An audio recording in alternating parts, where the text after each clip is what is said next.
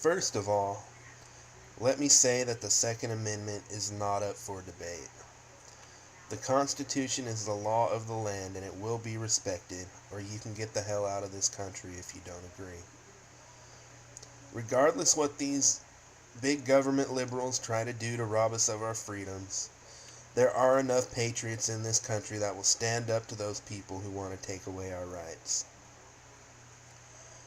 The reason most of these anti-gun nuts want to get rid of the Second Amendment is because if you get rid of the Second Amendment, it makes it much easier to get rid of the rest of the Constitution. Without guns, it is hard to defend against a tyrannical government that would take all of our rights away. If you would take the time to notice, and hopefully most of you have taken the time, the people who want to ban guns are the same people who want every government agency to expand. Because they believe that people aren't capable of taking care of themselves. Any self-reliant person would swiftly reject those lies that are told by big government liberals. Which brings me to another point. We have people like Dianne Feinstein who would love nothing more than to make sure that law-abiding citizens aren't allowed to have guns. But guess what? She has a concealed weapons permit herself. This is the hypocrisy that our government officials take part in when it comes to guns and pretty much every other part of the Constitution. People like her expect citizens to give up their guns, but she feels entitled because she is a senator.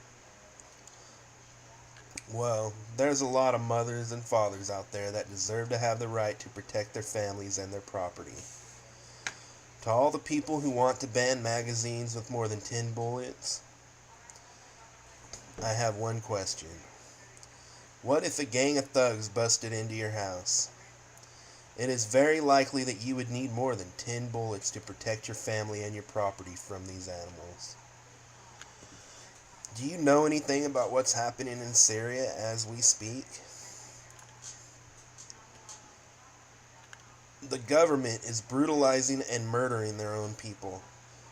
That's what happens when the people aren't allowed to have the proper tools to protect themselves. Hitler passed very strict gun laws and confiscated the guns from his people before he went on his rampage. He did this because he knew the Jews and everybody else in his country would not be able to protect themselves. The former Soviet Union confiscated guns from all the people, and that allowed the government to murder millions of its own. George Washington once said, "Fire can be your best friend or your worst enemy, but you have to control it."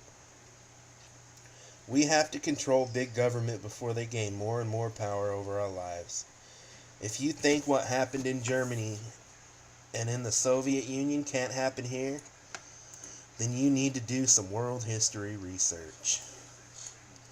When the people start taking their freedoms for granted and start ignoring the government, anything can happen.